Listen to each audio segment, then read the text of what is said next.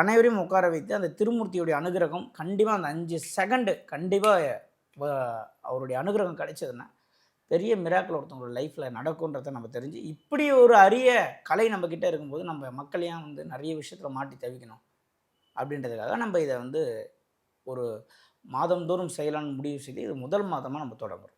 இந்த நிகழ்வு எங்க நடக்குது சார்? இது வந்து சென்னை மேடவாக்கம் அருகில் மாடம்பாக்கம்னு ஒரு ஊர். மாடம்பாக்கம் தேனுபுரீஸ்வரர் கோயில்னா எல்லாருக்குமே தெரியும். மாடம்பாக்கம் தேனுபுரீஸ்வரர் கோயிலுக்கு பேக் சைடில் நடக்குது. எந்த நேரம்? ஏன்னா இந்த 2 மணி நேரம் அப்படின்னு சொல்லியிருந்தீங்க. எந்த நேரத்துக்கு வரணும் அப்படிங்கிற மாதிரியான விஷயம். கரெக்டாக எல்லாருமே 2 மணிக்கே அசெம்பிள் ஆயிடணும். எல்லாருமே லஞ்சு சாப்பிடணும். சில பேருக்கு நல்லா சாப்பிட்டாங்கன்னா மெடிடேஷனில் டிஸ்டர்ப் ஆகும். ரெகுலர் மெடிடேஷன் பண்ணுறவங்க மெடிடேஷன் முன்னாடி சாப்பிட மாட்டாங்க. உங்களுக்கு மெடிடேஷன் பண்ணும்பொழுது டிஸ்டர்ப் ஆகும் அப்படின்னா தயவுசெய்து சாப்பிடாதீங்க. இல்லை சார் சாப்பிட்டாலும் என்னால் 2 மணி நேரம் உட்கார முடியும்னா சாப்பிடுங்க.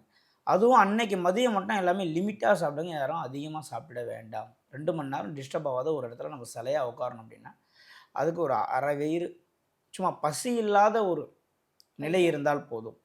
அதை மட்டும் கொஞ்சம் நான் ஸ்ட்ராங்காக இங்கே பதிவு பண்ணிடுறேன்.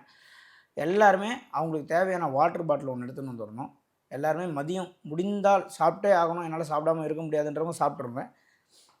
இல்லை சாப்பிடாமலே என்னால் இருக்க முடியும், அன்றைக்கி ஒரு நாள் நான் அவாய்ட் பண்ணுறேன் அப்படின்னா மதியம் வந்து அவாய்ட் பண்ணிவிட்டு ஈவினிங் 4 to 6 நம்ம டைம் வச்சுருக்கோம்.